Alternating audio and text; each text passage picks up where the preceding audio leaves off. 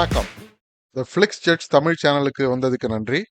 இந்திய மற்றும் உலக மொழிகளில் உள்ள படம் மற்றும் சீரியல்ஸை அலசி ஆராய்ஞ்சி அக்குவேர் ஆணிவேர் ஆக்கி பார்க்கலாமா வேணாமான்னு நீங்க முடிவு பண்றதுக்கு ஒரு ரேட்டிங் கொடுக்கறது தான் என்னுடைய வேலை. வாங்க இன்னைய வீடியோக்குள்ள போகலாம். இன்னைக்கு நாம பார்க்க போறது நெட்ஃபிளிக்ஸ்ல ஓடிட்டு இருக்கிற மாம்லா லீகல் ஹே அப்படிங்கிற சீரியலோட விமர்சனம். 8 எபிசோடு, ஒன்னொன்னும் கிட்டத்தட்ட 30 நிமிஷம் ஓடும். ஹிந்தி ஒரிஜினல் இது தமிழ், தெலுங்கு போன்ற மொழிகளில் டப்பிங்கில் அவைலபிளாக இருக்கு. சீரீஸோட டைரக்டர் ராகுல் பாண்டே. இந்த சீரியல் ஒரு லீகல் காமெடி ட்ராமா. டெல்லியில பத்பர்கஞ்சுன்னு ஒரு இடத்துல இருக்கிற டிஸ்ட்ரிக்ட் கோர்ட்டை சுற்றி நடக்கிற மாதிரி மொத்த கதையும் எடுத்துப்பாங்க. கோர்ட்டுனா கேஸுங்கள்லாம் இருக்கும், இதுலயும் இருக்கு. ஆனா ஃபோக்கஸ் வந்து கேஸ்ல உள்ள அந்த வாதி பிரதிவாதி மேல இல்லாத கோர்ட்டு, லாயர், ஜட்ஜு இவங்க மேலதான் இருக்கும். அவங்க பார்வையில இருந்து தான் எல்லா விஷயங்களும் சொல்லப்பட்டிருக்கும். இது தவிர கோர்ட் வாசல்லையே இந்த கருப்பு கோட் போட்டுக்கிட்டு அங்கேயும் இங்கேயும் அலைஞ்சு ஏதாவது ஒரு கேஸ் கிடைக்காதான்னு காத்துட்டு இருக்கிற அந்த ஸ்ட்ரகிளிங் லாயர்ஸ் படுற கஷ்டத்தையும் ரொம்ப டீட்டெயிலா சொல்லியிருக்காங்க. இது தவிர டெல்லி பார் அசோசியேஷனுக்காக நடக்கிற எலெக்ஷன், அந்த எலெக்ஷன்ல ஜெயிக்கிறதுக்காக சில லாயர்ஸ் செய்யக்கூடிய தகுதித்தங்கள், இப்படி ஒரு ட்ராக்கு. இது தவிர ஒவ்வொரு எபிசோட்லயும் வர கேஸ் மூலமா சாதாரண மக்கள் கோர்ட் கேஸ்ல மாட்டிக்கிட்டு படுற அவஸ்தைகளை வெளிச்சம் போட்டு காட்டியிருக்காங்க. ஆனா ஒரு முக்கியமான விஷயம் என்னன்னா, எடுத்துக்கிட்ட சப்ஜெக்ட் ரொம்ப சீரியஸ். ஆனா அதை இவங்க கையாண்ட விதம் ரொம்பவே லைட் ஹார்ட்டடா, நல்ல காமெடி கலந்து தான் கொடுத்துருக்காங்க. ஆனா காமெடிக்காக சிரிப்ப வரவைக்கணுமேங்கிறதுக்காக ஆர்டிஃபிஷியலா எதுவுமே எழுதாத, உண்மைக்கு ரொம்ப நெருக்கமா கதாபாத்திரங்களும் கதையும் எழுதியிருக்காங்க. அதிலேயே வரக்கூடிய வினோத மனிதர்கள், அப்புறம் பாத்திரங்கள், அதனாலேயே நமக்கு சிரிப்ப வர வச்சிருக்காங்க. சீரியஸான விஷயத்த பேசினாலும் அடுத்த செகண்டே காமெடியா எடுத்துட்டு போயிடுவாங்க. அதனால சீரியல் போறதே நமக்கு தெரியாது, சட்டுன்னு முடிஞ்சு போயிடும். டைரக்டர் ராகுல் பாண்டேக்கு நம்முடைய பாராட்டுகள். ஒரு வித்தியாசமான கதைக்களம், அதுல காமெடி கலந்து நல்ல விறுவிறுப்பு குறையாம கொடுத்ததுக்கு. அடுத்து குறிப்பிட்டு சொல்லணும்னா கதாபாத்திரங்கள், நடிப்பு. இந்த சீரியல்ல ஒவ்வொரு எபிசோட்லயும் பல பாத்திரங்கள் வந்துட்டு போகும். ஆனா மெயினா சில பாத்திரங்கள் உண்டு. குறிப்பிட்டு சொல்லணும்னா ஒரு 3 கதாபாத்திரங்களை நம்ம சொல்ல முடியும். ஒண்ணு வந்து விடி தியாகின்னு ஒரு சீனியர் லாயர்.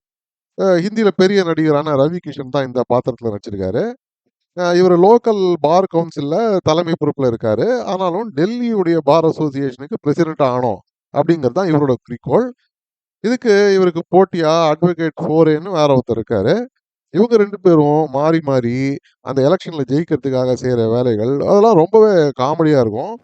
ரவிகிஷன் ரொம்பவே என்ஜாய் பண்ணி இந்த ரோல்ல நடிச்ச மாதிரி எனக்கு தோணுச்சு.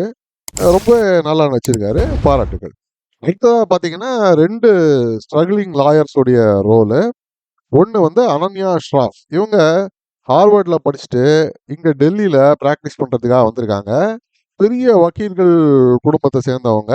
இவங்க அப்பா, தாத்தாவுக்கெல்லாம் பெரிய பிராக்டிஸ் இருந்தாலும், அதுலலாம் வேலை செய்யாத சொந்தமா தொழில் தொடங்கி ஏழை மக்களுக்கு இந்த லீகல் எய்ட் மாரி வேலை செய்யறது தான் இவங்களோட குறிக்கோள்.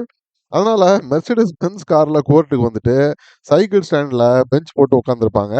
மற்ற சின்ன சின்ன லாயருங்கள் கூட ஏதாவது கேஸ் கிடைக்காதா அப்படின்னு. அந்த மாதிரியான ஒரு வித்தியாசமான கேரக்டர் இவங்களுக்கு.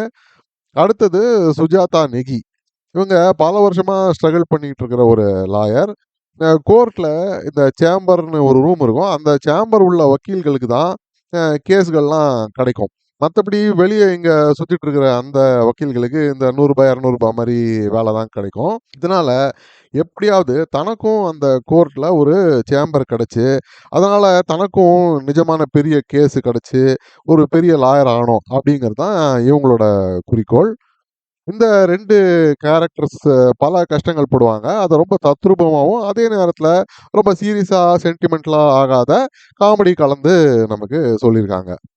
இந்த அனன்யா பாத்திரத்தில நடிச்ச நைலா கிரேவாலும் சரி, சுஜாதா நெகியா நடிச்ச நிதி பிஷ்ட் அவங்களும் சரி, ரொம்பவே நல்லா நடிச்சு குடுத்துருக்காங்க. ஓவராலாவே ஆக்டிங் டிபார்ட்மெண்ட்ல ரொம்பவே நல்லா இருந்தது இந்த சீரியல் அப்படின்னு நான் சொல்லுவேன். இது தவிர camera work, sets, background score எல்லாமே குறை சொல்ல முடியாத அளவுக்கு நல்லாவே இருந்தது. ஏதாவது நெகட்டிவ் அப்படின்னு பார்த்தீங்கன்னா, ஒண்ணே ஒண்ணு சொல்லலாம். இந்த கதைக்களம் லீகல் ப்ரொஃபஷன்ல ரொம்ப டீப்பா போறதுனால, அந்த நடக்கக்கூடிய அந்த ஈவென்ட்ஸ்ல ஓரளவுக்கு மேல நமக்கு புரிய மாட்டேங்குது. ஜோக்குக்கு சிரிப்பு வரும். ஆனா, அது எதனால நடக்குது? இதுக்கு என்ன அர்த்தம்? அப்படிங்கிறது நெறைய இடங்கள்ல நமக்கு புரியாதயே போயிடுது. இந்த லாயர், ஜட்ஜு இல்ல கோர்ட்ல வேலை செய்றவங்களுக்கு வேணா இதெல்லாம் நல்லா புரியலாம்.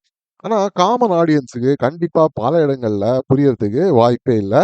உதாரணத்துக்கு தான் அனன்யா வந்து ஆரம்பத்துல ஒரு போகஸ் லீகல் எய்ட் லாயர் கிட்ட இருந்து ஒரு கேஸ வாங்குறதுக்கு ரொம்ப முயற்சி செய்வாங்க. அந்த போகஸ் லாயர் ஒரு பியூட்டி பார்லர் வேற நடத்திட்டு இருப்பாரு. அந்த எபிசோட்ல உள்ள காமெடி ரொம்ப நல்லா தான் இருக்கும். நல்லா சிரிக்க சிரிக்க தான் இருக்கும். ஆனா, அவங்க பேசின அந்த பிரச்சனை என்னங்கிறது நமக்கு சரியாவே புரியாது. பார்த்தா உங்களுக்கே தெரியும். இப்படி பல காட்சிகள் இந்த சீரியல் முழுக்க உண்டு. சரி, இத பார்க்கலாமா, வேணாமா அப்படின்னு கேட்டீங்கன்னா, கண்டிப்பா பார்க்கலாம் அப்படின்னு தான் நான் சொல்லுவேன். ஏன்னா ரொம்ப வித்தியாசமான ஒரு கதை களத்தில நல்ல பொழுதுபோக்கா எடுத்திருக்கிற ஒரு சீரியல் இது. ஒரே ஒரு வீக்கெண்ட்ல ஒரே நாள்ல கூட உட்காந்து பார்த்து முடிச்சுடலாம். மொத்தமே ஒரு 4 ஹவர்ஸ் தான் இதோட ரன் டைம். ஆனா, இதோட சப்ஜெக்ட் அப்புறம் சில காட்சிகள் இந்த சின்ன பசங்களுக்கு புரியாது அல்லது உகந்ததாவும் இல்ல அப்படின்னு கூட நான் சொல்லுவேன். அதனால மெச்சூர் அடல்ட்ஸ் மட்டும் இந்த சீரியல பார்க்கலாம்.